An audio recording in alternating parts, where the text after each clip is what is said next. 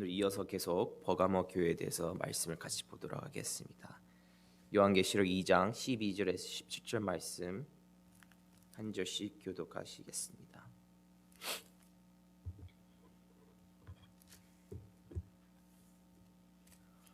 버가모 교회의 사자에게 편지하라. 좌우에 날성검을 가지신 이가 이르시되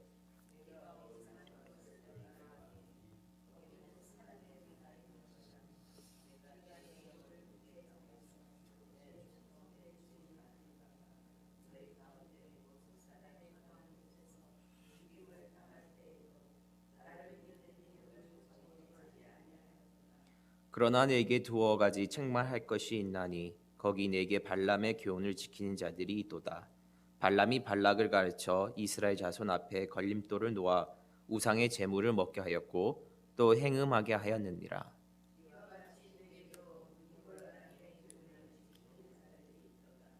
그러므로 회개하라. 그리하지 아니하면 내가 네게 속히 가서 네 입의 검으로 그들과 싸우리라. 이기는 자는 성령이 교회들에게 하시는 말씀을 들을지어다.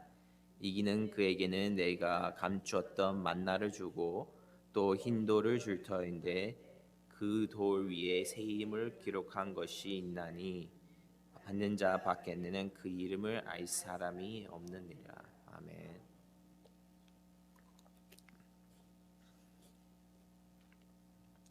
신앙생활이란 참 가시밭길 같은 좁은 길인 것 같습니다. 근데 오늘의 말씀을 보았듯이 그 어려움 상황 속에서도 잘 참고 견디었을 때 하나님께서는 우리에게 만나와 흰돌을 주신다고 말씀해 주셨습니다. 이것이 무슨 말씀인가 하면 우리가 신앙생활을 할 때에 절대로 이 세상에 속해가는 세속화되어가는 신앙생활을 하지 말고 정말 경건한 믿음으로 그 좁은 생명의 길을 걸어가라고 우리들에게 충고해 주시고 계십니다. 그래서 이 좁은 생명의 그 길을 끝까지 걸어갈 수 있는 성도님 되시길 주님의 이름으로 축원드립니다. 우리가 그동안 에베소 교회와 서머나 교회를 보았는데 에베소 교회에서는 예수님께서 오른손에 7별을 주시고 그 다음에 7 금초대 사이사를 걸어 다니신다고 하셨고 또 서머나 교회에서는 예수님께서 내가 처음이요 나중이요 죽었다 다시 살아나셨다고 말씀하셨는데 오늘 12절 말씀 보면 예수님께서는 어떻게 나타나셨는가 하면 양쪽에 날이 선 날카로운 칼로 오셨다고 하셨습니다. 굉장히 무섭게 예수님께서 나타나셨습니다. 뭔가 비장한 그 뜻이 있는 것 같아요. 그 전에는 굉장히 아름답게 오셨는데 여기서는 이 버가모 교회에서 굉장히 비장한 모습으로 마음가짐을 오셨습니다. 이 버가모라는 뜻은 탑과 결혼했다는 뜻입니다. 이 탑이란 이 정치, 권력을 상징합니다. 그래서 결혼했다는 것은 교회가 로마 정부와 하나가 돼서 국교 시대를 의미하고 있는 것입니다. 그렇다면 과연 교회에 힘이 생긴다면 그것이 과연 좋은 것일까요? 아닙니다. 여러분 큰 교회를 보십시오. 대형 교회를 보십시오. 교회가 힘을 가질수록 더 많은 어려움과 더 많은 일들이 생기고 있습니다. 버가모 교회도 당시에도 그런 힘이 있었습니다. 어마어마한 힘이 있었습니다. 로마 정부와 같이 합작해서 교회에 힘이 있었으나 영적인 힘이 없었습니다. 그렇기 때문에 예수님께서 아무런 힘을 가지고 있지 않은 버가모 교회에 그런 모습으로 오신 겁니다. 양쪽에 날이 선 날카로운 칼을 가진 모습으로. 이 검이란 하나님의 말씀을 의미하고 있습니다. 그만큼 그래서 양쪽에 날이 예리하다는 것은 그만큼 말씀이 예리하게 심판하실 모습으로 오실 예수님의 모습을 상징하고 있습니다. 그런데 이 에베소 교회나 서머나 교회도 그랬듯이 예수님께서 먼저 그 교회에 대한 칭찬을 하십니다. 이 버가모 교회도 예수님한테 칭찬을 받습니다. 에베소 교회에서는 그 예수님께서 말씀하시기를 내가 너희들의 행위를 알았고 서머나 교회에서는 너희들이 당할 환난을 내가 알고 있고 이 버가모 교회에서는 너희들이 처한 상황을 내가 다 알고 있노라 하시면서 버가모 교회에 오십니다. 이 버가모 교회는 참 영적으로 많이 힘든 곳이었습니다. 보면 알듯이 이 사탄이 13절에 사탄이 권세를 쥐고 있는 도시라고 했습니다. 그것은 마귀가 지배하고 있었던 도시라는 것입니다.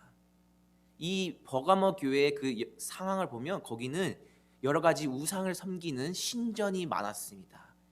이교 신앙의 중심지였던 곳입니다.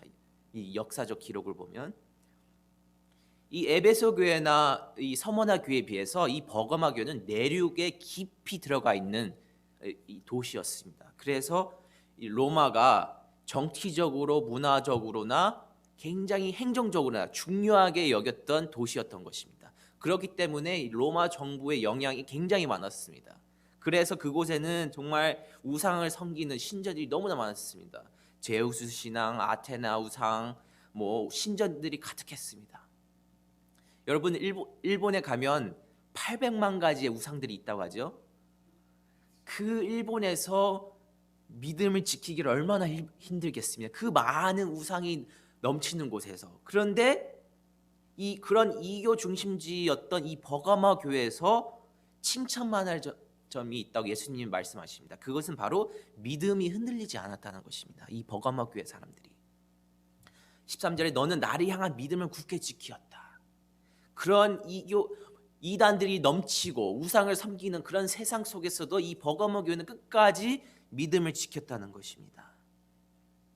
그렇기 때문에 우리도 이 샌프란시스코가 얼마나 이교 중심지입니까? 이단이 넘치고 정말 동성애부터 해가지고 얼마나 그리스도적인 정말 반대적인 삶을 사는 사람이 너무나 많습니다. 그런데 우리가 진정한 하나님의 은혜를 받고 예수님 믿고 따라가는 자라면 어떻게 우리가 우리의 믿음을 저버리는 행위를 할 수가 있겠습니까? 우리가 예수님께서는 이 세상에 어떻게 오셨다고 하셨습니까? 빛과 진리로 오셨고 하나님께서 그 빛과 진리의 모습을 보이기 위해서는 우리가 그 빛과 진리의 모습을 보여줘야 된다는 것입니다. 그렇기 때문에 우리가 예수님을 저버릴 수 없다는 것입니다. 우리가 정말 하나님 은혜 안에 살아가는 그리스도인으로서는 이 진리라는 것은 크리스찬으로서 절대 양보할 수 없는 것입니다. 진리라는 것은 우리가 타협을 하고 선택을 하는 것이 아니라 진리라는 것은 우리의 결단의 문제인 것입니다. 우리가 세상과 타협한 이유는 우리의 의지가 약하기 때문입니다. 그렇기 때문에 우리가 정말 양보할 수 없다는 진리만큼은 양보할 수 없다는 그 믿음을 굳게 지키시길 주님 이름으로 축원드립니다. 그 믿음을 굳게 지켰다고 했을 때 예수님께서는 순교당했던 안디바라는 감독에 대한 칭찬을 하십니다. 그 안디바라는 그 순교자 안디바는 바로 믿음을 끝까지 지킨 자의 증거인 것입니다. 믿음을 끝까지 지키다 목숨이 잃었습니다. 이 전설에 의하면 안디바는 버가모 교회에서 정말 명성이 어마어마하게 높았다고 합니다. 그런데 어느 날 로마 황제의 그 예배 종파에 붙잡혀가지고 안디바에게 불향을 피우고 그 앞에 절을 하고 시저가 주님이다라고 외치지 않으면 내가 너를 죽이겠노라 그랬습니다. 그래서 안디바가 그 앞에서 시저가 주님이라고 외치지 않고 오직 예수님만이 나의 주님이다라고 하고 정말 그 황소 우상 앞에서 불에 타 죽는 순교를 당하셨습니다. 얼마나 끔찍한 일입니까? 한번 생각해 보십시오. 여러분이 같이 함께 다니는 교인이 정말 믿음을 끝까지 지키다가 죽임을 당했다면 그 얼마나 무섭고 공포스럽습니까?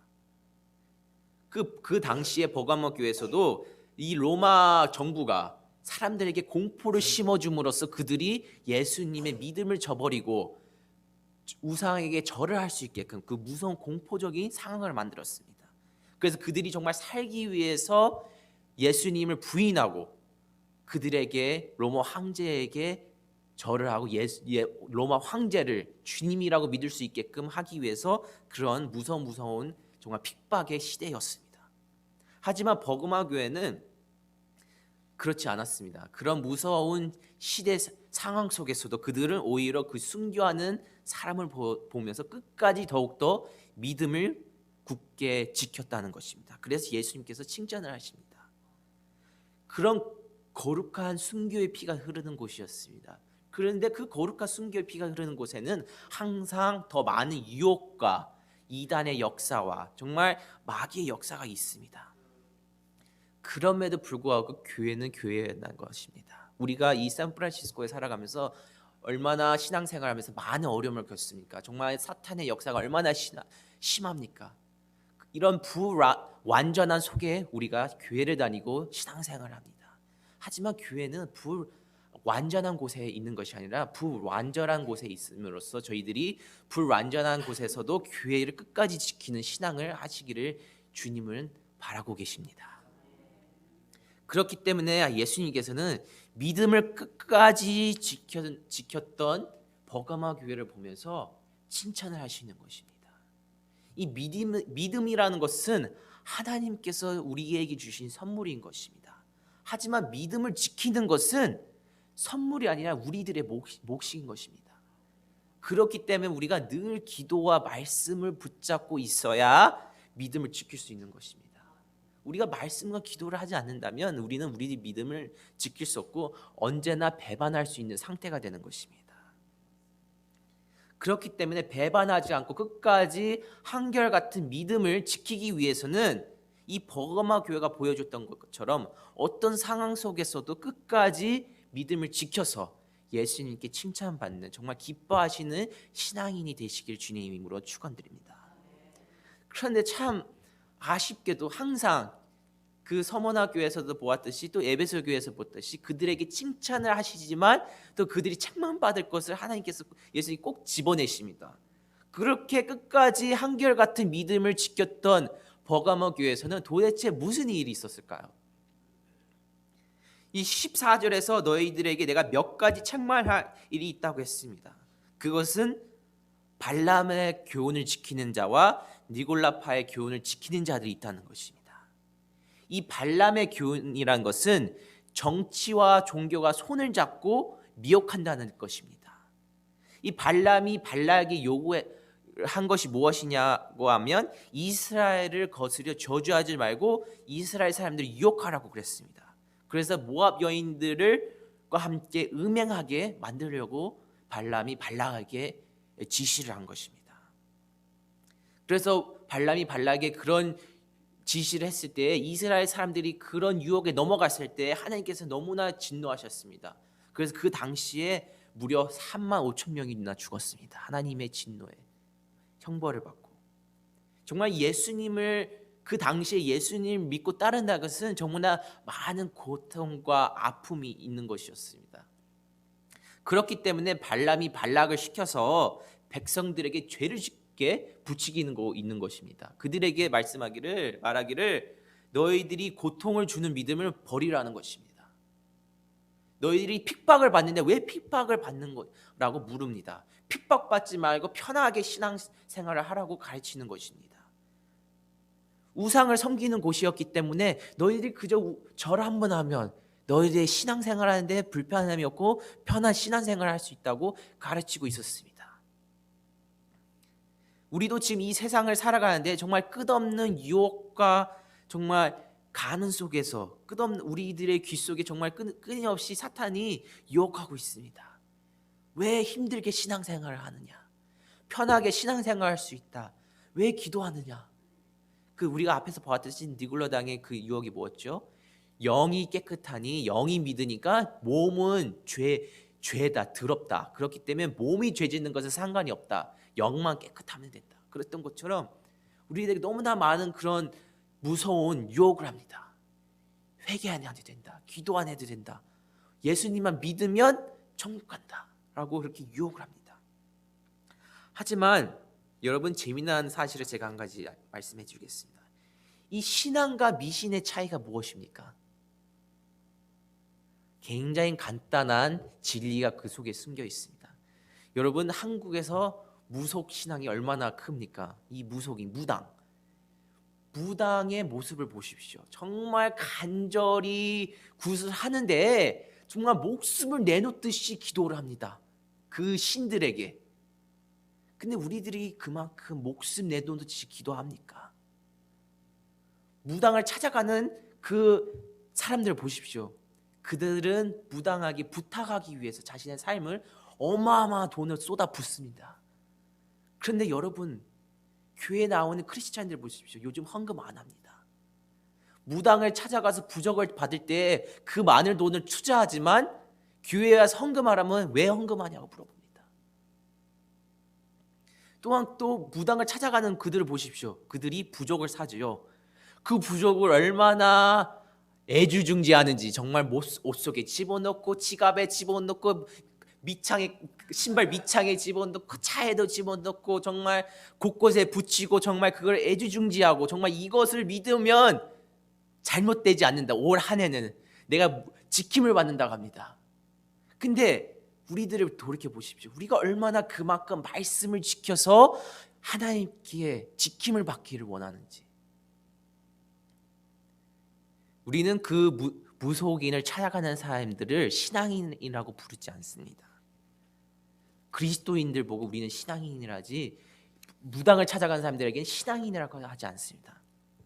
미신과 신앙의 차이는, 미신은 돈과 정말 능력과 재주를 부려가지고 그 신의 마음을 달래는 것이 미신인 것입니다. 근데 신앙이란 무엇입니까? 하나님 앞에 우리가 변화되어지고 내 자신의 삶이 매일 하루하루 변화되어 가는 것이 바로 신앙인 것입니다. 그렇기 때문에 이 니골라당이 우리들에게 유혹을 했습니다. 육체는 악한 것이니 우리가 죄를 지을 수밖에 없다. 그러니까 회개를 안 해도 된다라고 우리에게 변명할 수 있는 기회를 주고 있었습니다. 죄를 짓는 것이 훨씬 쉬우니까 육체적으로 죄를 지어도 된다라고 말씀해주고 있습니다. 하지만 예수님을 생각해 보십시오. 예수님은 우리의 죄를 위해서 십자가에 못 박혀 죽으셨습니다. 죄는 하나님의 원수라고 그랬습니다.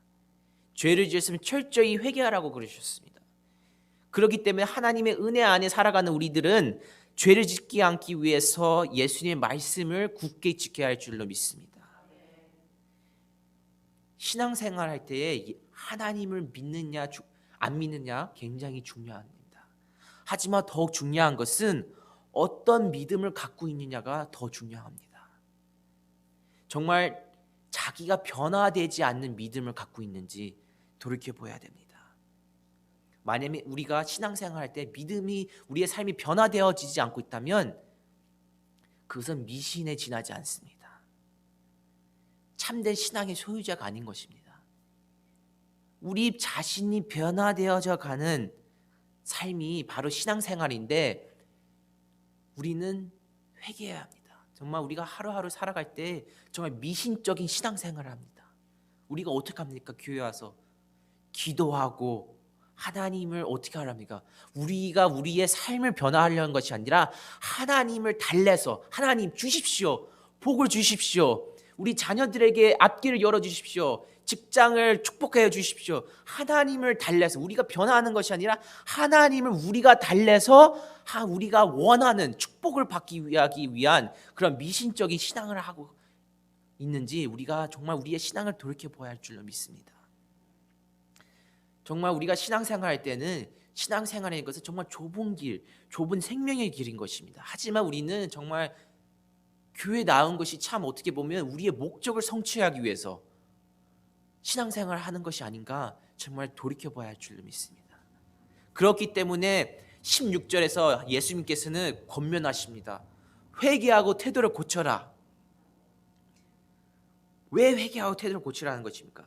진리로 가는 길은 좁고 진리에 관해서 우리가 귀를 기울여야 되는 것입니다. 하지만 그 시대에 지금도 마찬가지지만 우리가 우리의 진리의 귀를 기울이는 것이 아니라 하나님 말씀에 귀를 기울이는 것이 아니라 이 세상의 얘기에 세상의 소리에 귀를 기울입니다.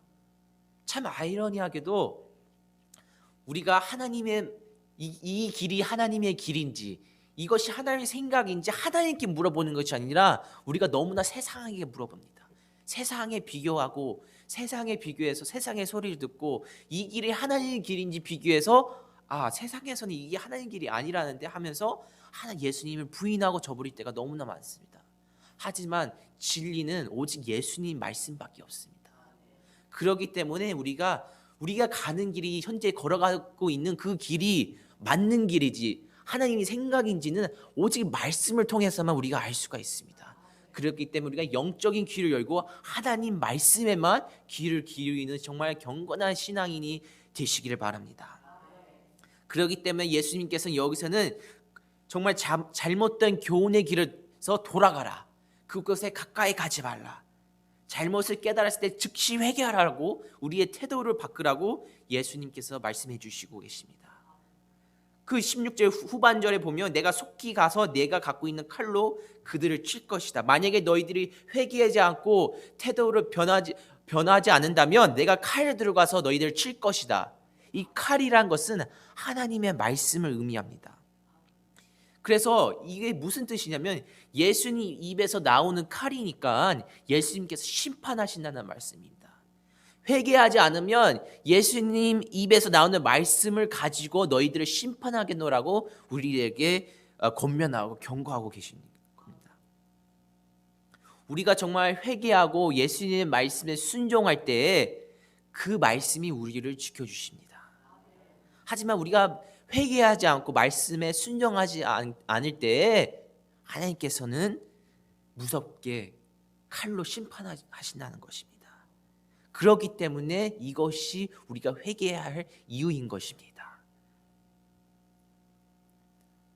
어느 날 수도원에서 이 수도사가 기도하다가 하나님과 더 가까워지기 위해서 고민을 하고 있었습니다. 그래서 어느 날 낮에 정원을 걸어가고 있었습니다.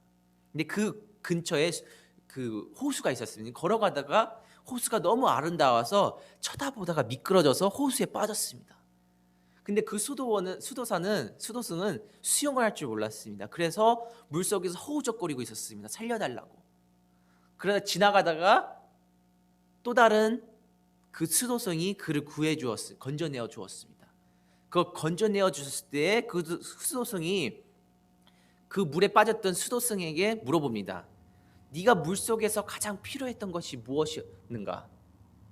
그랬더니 그 수도승이 내가 물속에서 가장 필요했던 것은 숨 쉬는 것이다 라고 말합니다. 왜냐하면 수영을 할 수 없기 때문에 숨을 쉴 수 없기 때문에 자기가 가장 필요했던 것은 숨 쉬는 것이었다고 그 다른 수도승에 말해 주고 있었습니다.